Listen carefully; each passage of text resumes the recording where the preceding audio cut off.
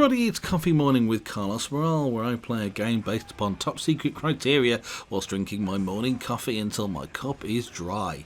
And today we're going to be looking at Teenage Mutant Ninja Turtles Mutants in Manhattan from Platinum Games, published by Activision. So how does that song go again? It's Mutant Turtle Ninja Heroes, Turtle Hero Teenage Ninjas, Turtle, Turtles, Ninja Mutant, Team Power. I'm pretty sure that's it anyway. So you go to see your uncle, yeah, the cool one. The one who unexpectedly buys you a Super Nintendo out of nowhere one year. He's all smiles when you arrive and he's talking big about getting his own dragon named Thuban next year. Pretty fucking sweet, he says. I've got a gift for you, little dude. And he disappears for a couple of minutes and he brings down a box full of Teenage Mutant Ninja Turtle memorabilia. So old, it's actually Teenage Mutant Hero Turtles. There's a turtle truck on the top, and there's an action Mikey in a Splinter with realistic fur. Digs into the box and he says, "Here you go." And he hands you one nasty old knockoff turtle sock with stains on the heel and holes at the toe and a spider web stuck to it and possibly rusty aids lurking somewhere within. And you have to smile and you say, "Thanks, Uncle." In this scenario, Platinum Games is the uncle. Now, they've made two of my absolute favourite last-gen games in Bayonetta and Vanquish. Both were single-player spectacle fighters. One with more of a melee focus, and the other had huge guns and knee sliding. Turtles is broadly similar to Bayonetta in as much of the levels are just a warm-up ahead of the boss battles, which is where the real action is.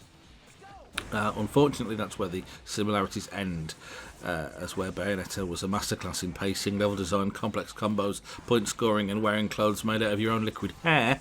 Mutants in Manhattan is an exercise in weightless combat, boring and repetitive gameplay, and needlessly complex input mechanics that cause frustration. But hey, the graphics are pretty sweet. The parkour style movement is decently fluid for a game running at 30 frames per second. Now, I mention the frame rate because it seems to really affect the cutscenes, which jerk around unpleasantly at times. Dude, it's one of the subway switch boxes. If the Foot did this, they weren't using conventional weapons. No way a sword could cause this kind of damage. April, are you getting this? Yeah. And I'm picking up reports of destroyed switch boxes all throughout the subway system. Someone's deliberately sending the trains out of control. All right, guys. Time to get to work. Yeah, work. Dude.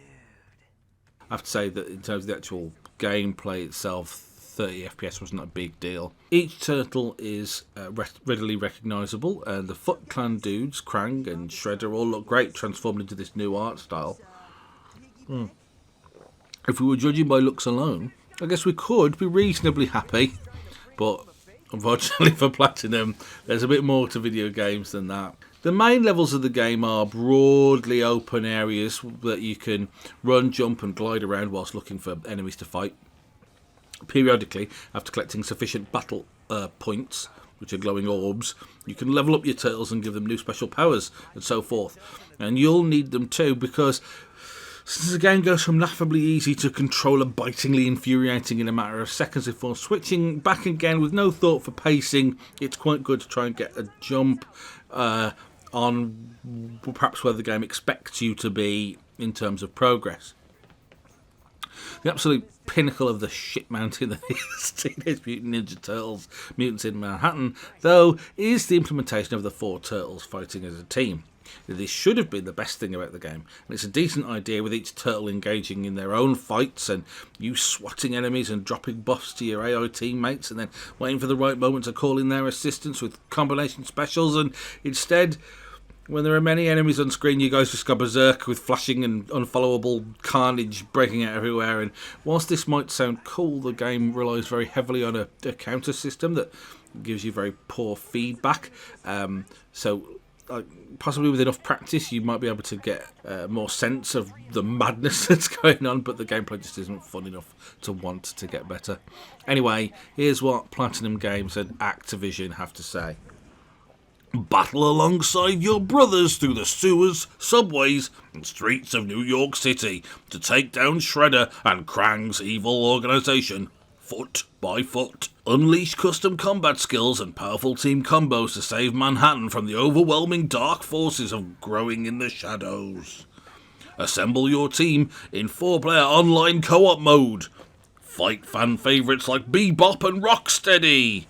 Visually stunning, fast-paced combat true to Platinum Games' signature style. Gritty, comic-inspired art style turns a new chapter in TMNT history. Original story penned by IDW Comics TMNT author Tom Waltz. They're pretty much not wrong, I guess. Kind of.